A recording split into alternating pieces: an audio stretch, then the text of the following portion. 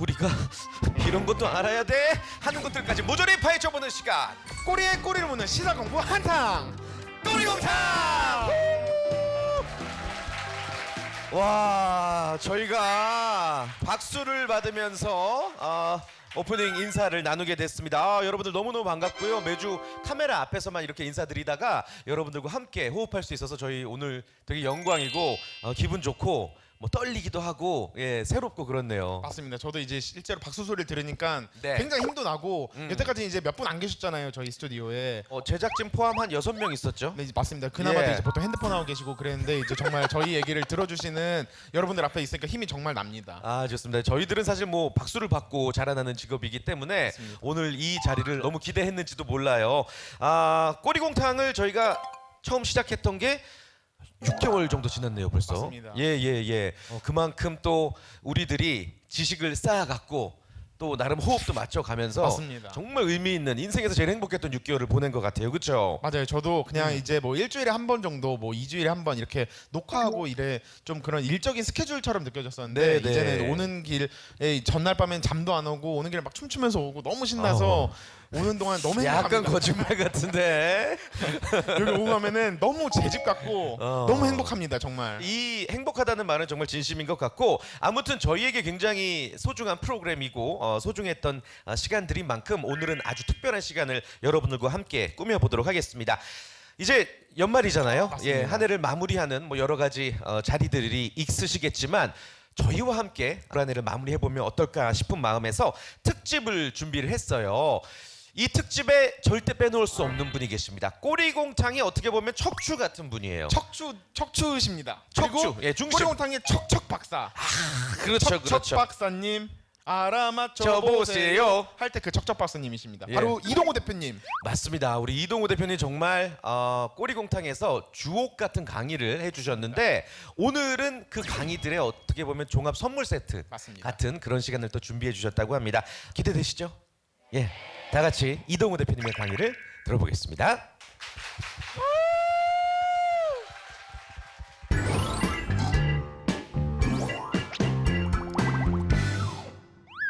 네, 안녕하세요. 소개받은 이동우입니다. 반갑습니다.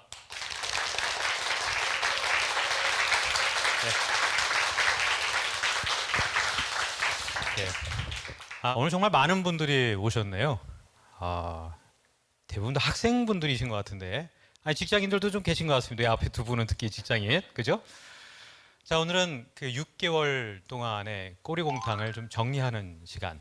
그래서 이번 주에는 비즈니스 트렌드 분석의 종합판을 좀 제가 말씀을 좀 드리고, 그다음 다음 시간에는 그렇다면 우리는 무엇을 해야 할 것이냐에 대한 말씀을 좀 드리겠습니다. 저도 사실 책에서 많이 배우고 선생님들한테 많이 배우고 있는 입장이기 때문에 저라고 해서 모든 것을 다 알지는 못합니다. 사실 생각해 보면 1965년에 고든 무어라는 그 인텔의 CEO가 무어의 법칙을 만들었다고 하잖아요. 반도체 처리 속도는 2년마다 2배로 증가한다.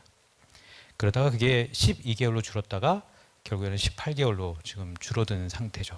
그로부터 벌써 수십 년이 지났고 우리 너무나 많은 정보들 속에 살고 있잖아요. 자, 우리가 몇 가지를 좀 짚어볼게요. 우선 4차 산업혁명에 대한 이야기를 방송에서 많이 했습니다. 기억납니까? 예. 근데 저는 4차 산업혁명에 대한 이야기를 하면서는 우리 사회에 만연해 있는 사회의식과 정면으로 싸울 생각은 사실은 없습니다. 누군가가 나서서 4차 산업혁명의 의미가 그게 아니다라고 주장한다고 한들 사실 그렇게 중요하지는 않습니다. 다만 실용적으로 아니면 미디어적으로 어떻게 우리가 받아들이고 사용할 건지. 근데 사실 그 부분들을 우리가 굳이 따지지 않아도 되는 상황이 불과 한 1년 반 전까지는 있었어요. 4차 산업혁명이라고 하는 것은 너무나 많은 범위를 포괄하기 때문에 그런 포괄하는 범위들을 그냥 광해 개념 그렇게 해버리면 그냥 만사 오케이입니다. 근데 문제는 DT라는 게 생겼고 플랫폼 비즈니스가 등장하기 시작했고 IoT 적층 가공이 등장하면서 이제는 좀 뭔가 구분을 해야 될 필요가 있어 보였던 거죠. 자, 그래서 오늘은 그 내용부터 좀 시작을 하겠습니다. 자, 4차 산업혁명 하면 뭐가 떠올라요? 4차 산업혁명의 모범 회사는 과연 어디예요? 제가 이 질문을 기업에 가서 강의할 때도 학교에 가서 강의할 때도 여러 번 해봤는데도 아직까지 이 질문에 가까운 대답을 하신 분은 한 분도 없었습니다. 놀랍죠? 4차 산업혁명의 모범 회사는 어디예요? 어떤 회사를 4차 산업혁명의 선두 기업이라고 불러요? 구글, 아마존, 오케이. 또 애플. 그러면 넷플릭스 나올 거고 뭐 어떤 분은 네이버도 얘기를 하더군요.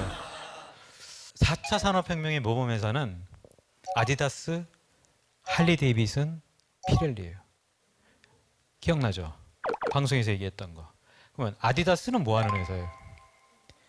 신발 만들고 뭐 의류 만드는 회사 아니고 운동화 관련해서.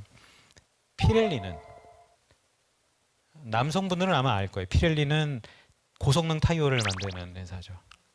피렐리 타이어. 그다음 할리데이비슨은 이분 정도 체격 같으면 할리데이비슨 충분히 탈 수 있으실 것 같고, 그죠? 할리데이비슨은 원래 그렇죠. 모터사이클을 만드는 회사잖아요. 거꾸로 할리데이비슨부터 얘기를 하면 할리데이비슨은 원래는 커스텀 바이크예요. 주문하면 제작을 해요. 그래서 보통 21일 정도가 걸려요. 근데 그거를 6시간으로 찍었어요. 그러니까 땅덩어리가 넓은 미국에서는 그냥 주문하고 운전해서 찾으러 가면 나의 커스텀 바이크가 만들어져 있는 거예요. 아디다스는 직원이 5명인데 신발을 1년에 50만 켤레를 만들어요. 리액션이 장난이 아닌데. 근데 방송에서 더 하셔야 돼요. 예, 아디다스는 원래 그래요. 스마트 팩토리를 전 세계에 짓고 있어요. 그러면 직원이 5명이면 공장은 크겠지만 고용 인원은 작죠? 그러면 세계 각 지역에 놓으면 어떤 일이 벌어져요? 물류 비용을 줄일 수 있어요. 그죠? 그렇게 해서 이 3가지 회사를 4차 산업혁명의 선두주자라고 불러요. 그러면 4차 산업혁명은 어느 나라에서 시작됐어요? 이게 나라에서 시작된 건가? 뭐 이런 생각을 하실 거예요. 물론 맞아요. 어느 나라에서 시작됐냐면 제조를 가장 중요하게 여기는 나라에서 시작됐어요. 미국? 중국? 독일이에요. 그러면 독일은 왜 제조를 중요하게 생각했어요? 가정주부를 하시는 분들은 아마 henkel 칼 기억 아시는 분 있죠? 예, 저희 어르신들 같은 경우는 쌍둥이 칼로 옛날에 불렀어요. 그 쌍둥이 칼을 옛날부터 잘 만들었던 게 아니에요.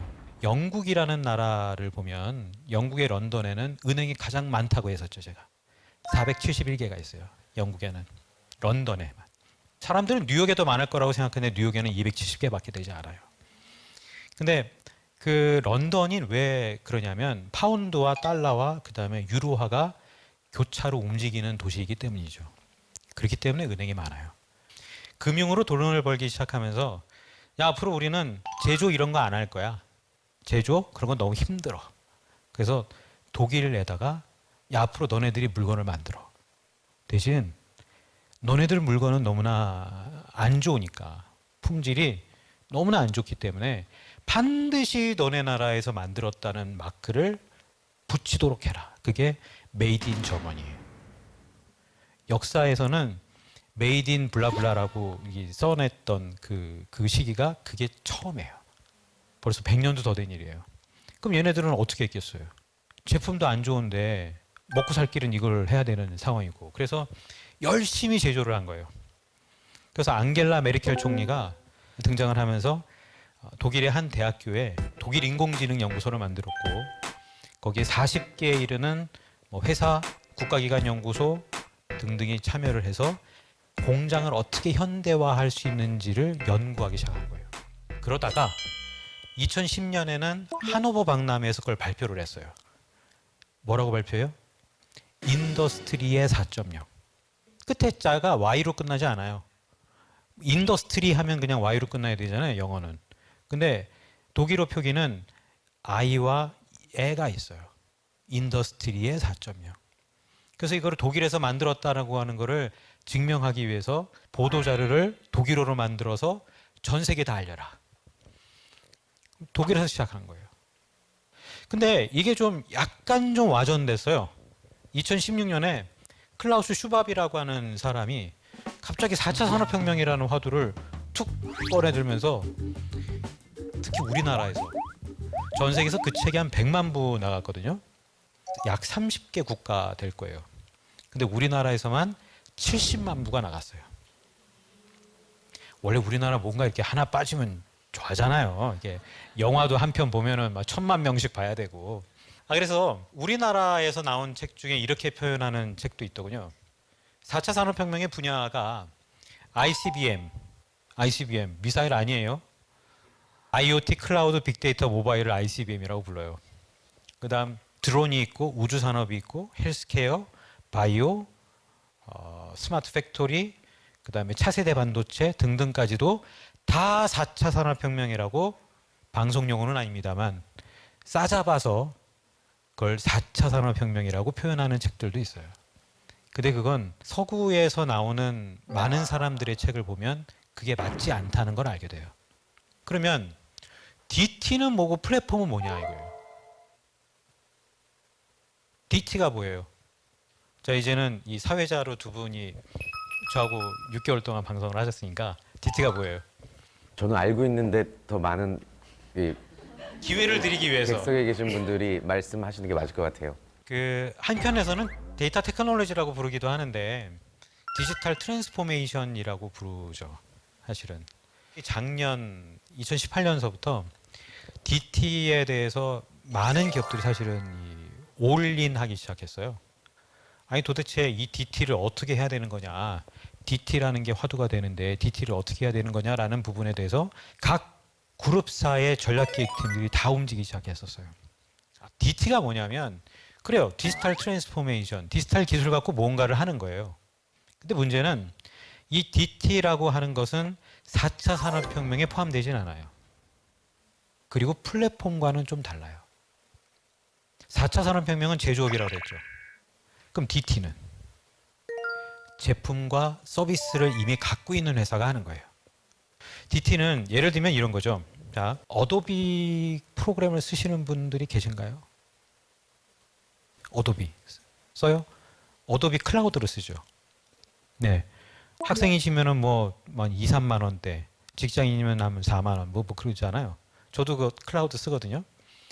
예전에 CD로 썼던 적 있어요? 없었어요. 그러면 2015년 이후에 구매하신 거네요. 그죠? 그 전엔 기억을 못 하죠. 그 전에를 기억하는 것은 뭐 우리 40대들은 아마 기억을 할 수 있는데 그 2012년에 어도비라는 회사가 앞으로 우리는 CD-롬 판매 안 할 거야라고 결정을 내렸어요.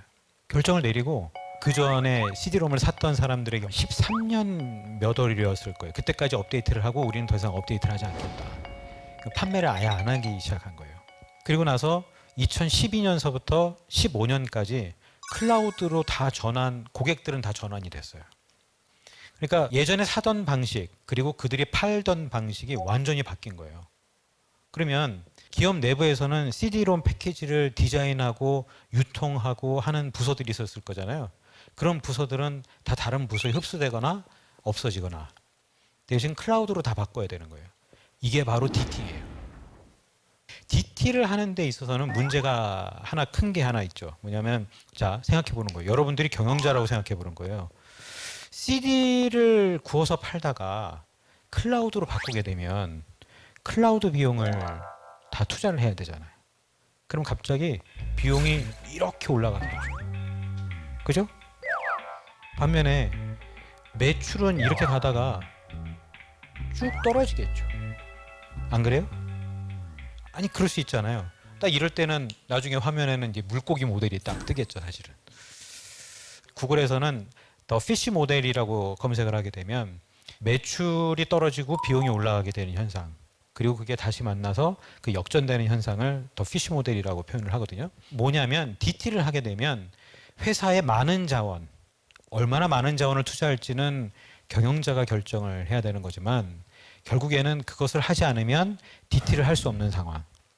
그러니까 DT는 제품과 서비스가 있는 회사가 하는 거예요. 자, 그러면 플랫폼은 뭐예요? 플랫폼. 무엇을 플랫폼이라고 불러요? 대표적으로 우버, 에어비앤비.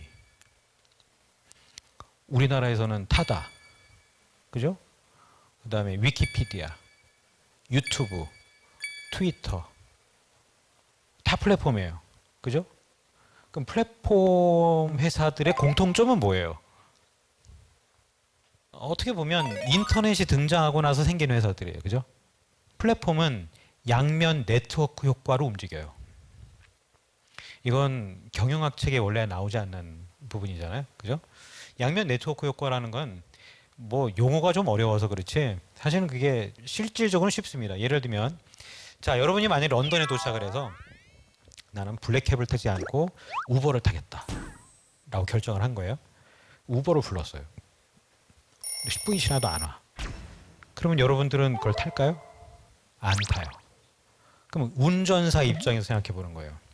운전사 입장에서는 내가 우버 운전사를 하겠다고 등록을 하고 이제 차를 몰고 나왔는데 1시간을 돌아다녀도 손님이 없어. 그러면 우버 운전사를 할 거예요? 안 하죠. 그래서 이게 양쪽의 숫자가 비슷하게 올라가야 돼요. 사용자와 서비스를 공급하는 사람들이. 그게 양면 네트워크 효과에 간단히 설명드리면 아마 그렇게 표현할 수 있을 거예요. 그래서 우버 같은 경우는 어느 지역이든 간에 그 지역의 운전사와 사용자를 비슷하게 올려야 될 책임이 있어요. 그게 깨지면 그 서비스는 깨지는 거예요. 그게 굉장히 중요한 거예요. 자, 그러면 우리는 지금 4차 산업혁명하고 DT하고 플랫폼을 이야기를 했어요. 이거 왜 알아야 되는 거예요? 자, 만약 제품과 서비스가 없는 회사가 DT를 하겠다라고 하면 왜 해야 되는지에 대한 목적을 찾아야 되고 대기업의 수장이라면 쓸데없이 야 우리도 플랫폼 하나 만들자 라고 이야기를 해버리면 밑에 직원들 다 죽는 거예요. 우리도 4차 산업혁명 시대라고 하는데 우리도 좀 뭔가를 해야 되지 않아? 라고 얘기할 수 있어요. 실제 저는 그런 질문을 받은 적이 있어요. 디지털 대전환의 조건이라는 책이 있어요. 그 책을 보면 맥켄지의 시니어 컨설턴트 2명이 책을 썼습니다. 근데 제가 이 책의 이 구조를 하도 많이 말씀을 드려서 페이지 수를 외우고 있는데 44페이지 중간에 보면 DT를 하기 위해서는 인더스트리 4.0 같은 구호는 버려야 된다라고 돼 있어요. 만약에 우리 식대로 생각하면 그거는 맞지 않는 거예요. 4차 산업혁명은 모든 것을 포괄하는 거야 라는 식으로 생각해버리면 이런 책을 읽으면 헷갈리는 거예요. 뭐 책이 잘못됐던지 내가 알고 있는 게 잘못됐던지. 자, 저는 이 부분에 대해서는 말씀을 좀 드렸고 또 하나 주제가 있어요. 이번 두 번째 주제는 뭐냐면 혁신에 대한 내용이에요. 혁신하면 뭐가 떠오르나요? 변화. 많은 경영자들은 이런 말을 떠올려요. 남이 나를 파괴하기 전에 나 스스로, 우리 스스로 우리를 파괴해야 된다는. 그래서 혁신에는 항상 파괴라는 말이 같이 따라 나와요. 그죠? 들어보신 적 있으시죠? 예. 파괴적 혁신. 파괴적 혁신이라고 하는 말을 유행시킨 사람이 있어요. 그분 대단한 것 같아요, 정말. 평생 동안 파괴적 혁신을 떠들었으니까 1995년에 그 하버드 비즈니스 리뷰에 유명한 경영 잡지잖아요. 거기에 클레이튼 크리스텐슨 교수라는 사람이 파괴적 혁신 이론을 제시하기 시작해요. 이 파괴적 혁신 이론은 낮은 제품의 저가 시장으로 시작하는 무언가 제품이 등장하는 거예요. 경쟁자들은 얘를 그렇게 대단한 회사로 보지 않아요. 근데 이 저가 시장에서 아주 싸게 물건을 팔고 있다 보니까 돈을 벌기 시작하고 매출이 올라가면서 언젠가는 고가 시장의 럭셔리 제품을 만들고 있는 회사들을 받아버리는 거죠. 그게 파괴적 혁신이에요. 근데 2015년에 이 크리스텐슨 교수는 다시 하버드 비즈니스 리뷰에다가 뭐라고 썼냐면 전 세계의 수많은 컨설턴트, 임원, CEO 이런 사람들이 파괴적 혁신 이론을 한 번도 읽어보지 않고 파괴를 떠든다. 라고 이야기를 한 거예요. 한 20년 자기는 떠들었는데. 그러니까 파괴적 혁신 이론에서 우리는 시작할 거예요. 파괴적 혁신 이론은 1995년서부터 지금까지 쭉 이어져 왔어요. 그런데 갑자기 그걸 깨는 이론이 등장을 했어요. 저 그래서 깜짝 놀랐어요. 그 책의 제목이 뭐냐면 디커플링이라는 책이에요. 저는 이 사람에 대해서 좀 한참 연구를 좀 해봤어요. 제가 그 책에 추천사를 썼거든요. 디커플링이 뭐냐면 파괴적 혁신 이론을 쓴 크리스텐슨 교수하고 같은 학교에 있는 교수예요. 하버드 경영대학원의 새끼 교수예요. 이 사람은 브라질 출생. 어떻게 보면 메인스트림이 아닌 거예요. 그런데 자기 학교에 있는 최고의 이 경영 구루를 까는 책을 낸 거예요. 파괴적 혁신 이론은 본질적으로 틀렸다라고 주장을 하진 않지만 일단은 그것을 밟고 일어선 건 맞아요. 디커플링은 뭐냐면요. 고객이 가지고 있는 CVC, 커스터머 밸류 체인의 일부분을 빼와서 그것을 자기 걸로 만드는 거예요. 이렇게 표현하면 좀 어렵죠. 그러면 책에 있는 사례들을 얘기해 볼게요. 미국에 보면 우리나라에는 월마트가 있지만 미국에는 베스트바이라는 데가 있거든요. 베스트바이라는 그 마트에 가면 전자제품을 엄청나게 많이 팔아요. 근데 보통 고객들은 스마트폰을 가지고 들어가잖아요. 다 있잖아요. 스마트폰을 가지고 들어가서 전자제품을 이렇게 보면서 바코드를 찍거나 아니면 사진으로 찍거나 뭐 하게 되면 아마존에서 얼마 팔고 있는지 나와요. 분명히 쌀 거 아니에요. 오프라인 매장보다 훨씬 쌀 거 아니에요. 그러면 여러분들이 바로 필요한 물건이 아니면 아마존에서 사겠죠. 그래서 베스트바이가 어떻게 했냐면 아니 사람들이 다 이것만 찍고 가가지고 다른 데서 사니까 기분 나쁘잖아요. 그래서 어떻게 했냐면 그 건물 자체에 와이파이를 다 없애버렸어요. 그런 거 못하게. 비열하잖아. 그러니까 아마존 입장에서는 고객의 그 CVC 중에 하나를 빼가지고 자기 거로 가져간 거예요. 그게 디커플링이에요. 고객은 왜 그걸 해요? 나한테 더 편하고 돈이 더 적게 들고 가치가 있기 때문에. 그죠? 근데 베스트바이 입장에서는 무엇을 해도 사람들이 다 아마존으로 가니까 어떻게 해요? 걔네들이 어떻게 했어요? 결국엔 제조사를 찾아갔어요. 제조사를 찾아가서 야, 우리 매장에는 사람들이 많이 오니까 여기에다 물건을 진열하려면 돈 내. 그래서 진열료를 받아요. 진열비, 광고비를 받는 거예요. 근데 그 액수가 지금 베스트바이를 먹여 살리고 있어요. 그래서 이 책에서 얘기하는 건 뭐냐면 작은 기업들이 그런 CVC 중에서 하나를 끄집어내 갖고 가져가는 방법을 거대한 기업은 막을 방법이 없다는 거예요. 기존에는 그냥 사면 됐어요. 기업을 사거나 똑같은 걸 만들어서 경쟁을 시키거나 아니면 가격을 낮춰서 경쟁을 하거나. 근데 그런 것들이 다 좋은 결과로 이어진 적이 없었다는 거예요. 이 책에서 주장하고 있는 또 한 가지는 우리가 기술 혁신이 굉장히 중요하다고 많이 배웠잖아요. 그렇죠. 기술 혁신. 기술이 중요하다. 그래서 지금도 우리나라에서는 엄청나게 많은 이 IT 인재들을 양성하고 있잖아요. 근데 정작 중요한 건 기술이 아니라 비즈니스 모델이에요. 전 처음에 이 강의를 시작하면서 우리가 무엇을 놓치고 있는가라는 질문을 한번 떠올려 보기를 바랬어요. 비즈니스 모델이 왜 중요하냐면 자 보세요. 우버라는 회사가 있고 넷플릭스가 있고 그다음에 에어비앤비가 있고 또 질레트의 아성을 깨뜨린 달러 쉐이브 클럽이라는 데가 있어요. 질레트는 전 세계 면도기 시장의 거의 한 70% 가까이 차지했고 수십 년 된 기업이고 면도기에 대한 특허만 2,000개 갖고 있어요. 근데 그걸 달러 쉐이브 클럽이 거의 다 많이 한 절반 정도를 깨뜨렸어요. 그게 뭐예요? 그냥 매달 고객이 필요할 때 내가 한 달에 한 번씩 받을 거야. 그러면 면도 거품과 면도기를 그냥 보내주는 거예요. 그게 끝이에요. 필요하니까 그냥 사용하는 거예요. 우리나라에는 아직 안 들어왔습니다. 달러 쉐이브 클럽이. 그러니까 결국엔 모델이에요. 그러면 그걸 보내주는데 첨단 기술이 필요해요? 아니면 우버나 에어비앤비를 만드는데 첨단 기술이 필요해요? 아니잖아요. 그죠? 근데 우리는 그런 것들을 사용하고 있잖아요. 왜? 나에게 필요하니까. 그러니까 사실은 본질적으로 보면 그동안 수많은 책들이 뭐 기술 혁신이 중요하다라고 강조를 해왔지만 결국에 고객들한테 친근감 있게 다가가고 고객들이 선택하는 건 고객에게 맞는 비즈니스 모델을 구현해주는 회사라는 거예요. 그럼 좀 다른 게 보이죠. 그러면 왜 우리가 이런 부분들을 구분해야 되는 건지를 알 수 있죠. 그죠? 제가 오늘 그래서 첫 번째 시간에서는 이런 부분을 좀 마련해서 좀 전달해드리고 싶었던 거고, 꼬리곰탕을 처음부터 지금까지 보셨다면 이 내용들을 다 알고 계셨을지도 모르겠어요.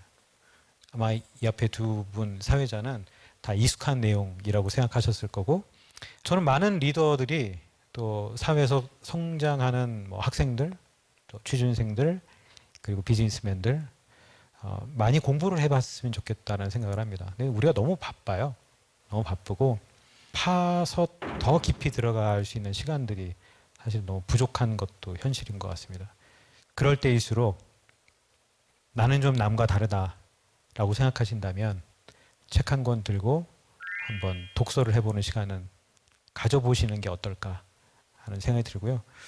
오늘 어려움 좀 말씀 좀 드리긴 했습니다만은 아마도 우리 생활에 그 용어들이 좀 복잡하기는 합니다만 또 표현이 좀 어렵기는 합니다만 한꺼풀 좀 벗기고 들어가 보면 다 우리가 쓰고 있는 뭐 제품이고 서비스고 하잖아요.